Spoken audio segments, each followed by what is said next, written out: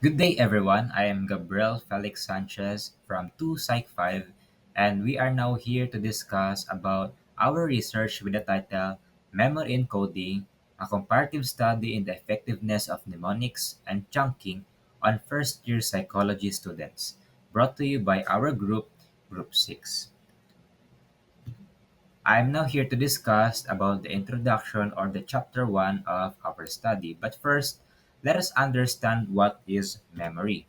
Memory is a mental process that includes encoding, storing, and retrieving information.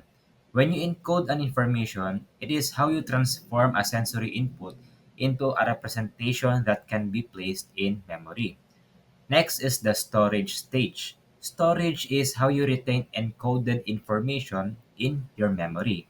And lastly, the last stage is the retrieving this information. It is how you gain access to this information stored in your memory. And now, let's learn about memory encoding. What is memory encoding?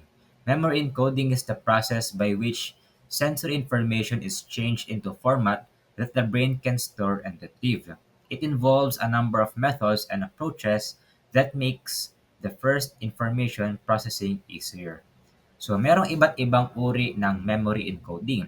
First is the visual encoding that processes the visual information. Next is the acoustic encoding that processes sounds. Next is the semantic encoding, which involves the processing of the meaning and the relevance of an information. And lastly is the elaborative encoding, which uses outside stimuli to help encode and recall memories. But for our research, we focused on visual encoding. So there are many types of strategies and techniques that we can use for enhancing our visual encoding abilities. But for our research, we focused on the chunking and the mnemonics. Now let's go on to the mnemonics technique. What is mnemonics? Mnemonics is the study of techniques for remembering information more quickly. Mas nakakatulong ang mnemonics para mas madaling matandaan ang isang information. The term mnemonic is derived from the Greek word mnemonikos, which means pertaining to memory. And it is also related to mnemon, which means remembering or mindful. And memne, which means memory, record, or epitaph. So an example of mnemonics that we are probably all familiar with is the Roy G. Biv, which are the rainbow colors. So mas madali natin matandaan ang information when it is in a mnemonic form, just like in our example. So kapag sinabing Roji Beef, it's the rainbow colors or the red, orange, yellow, green, blue, indigo, and violet. So that is the mnemonics. Now let's move on to the chunking technique.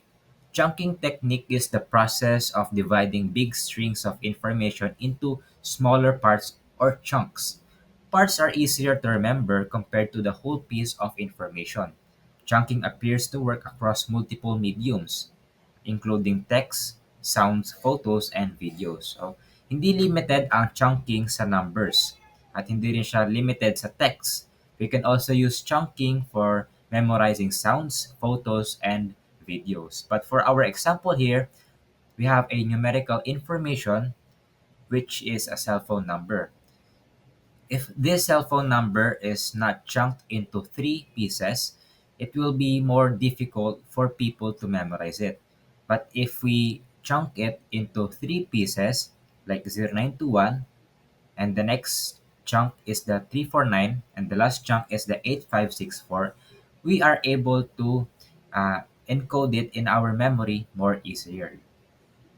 Now for the significance of our study. Our study aims to add insight on the effectiveness of memory encoding techniques such as mnemonics and chunking to the memory retention and retrieval of information.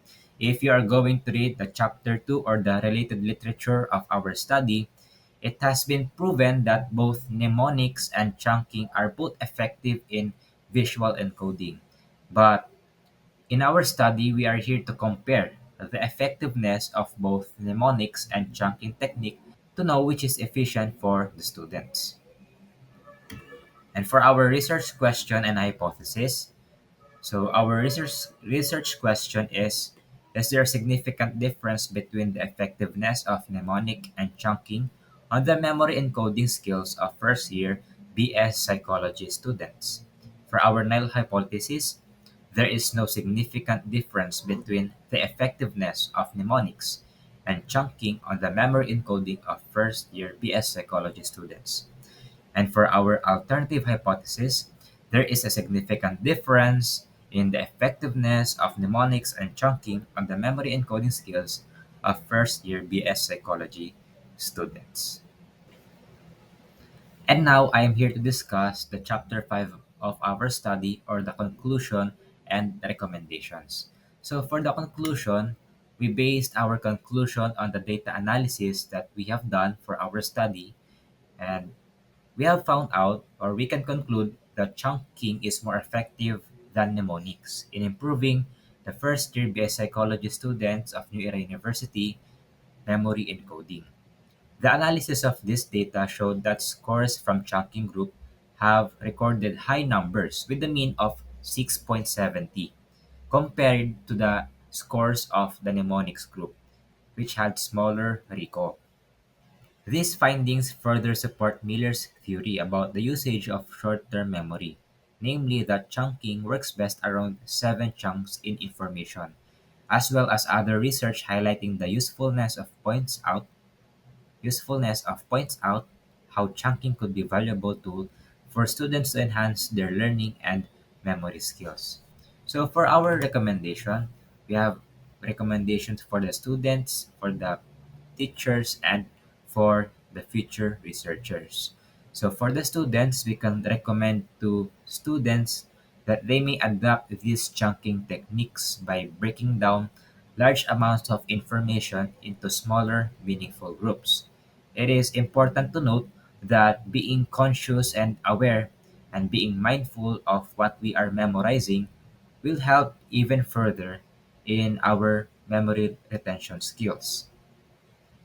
By practicing the chunking regularly while also taking down notes, this might help to improve our memory retention, especially during quizzes and examination.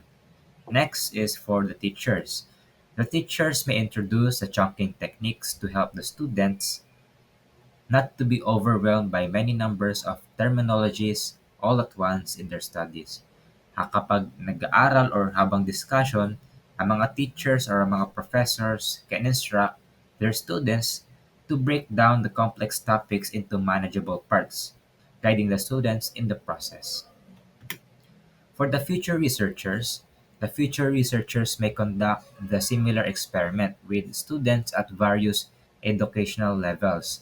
Pwede silang kumuha ng participants or ng sample from high school or graduate students to find out if age or academic maturity affects chunking's effectiveness.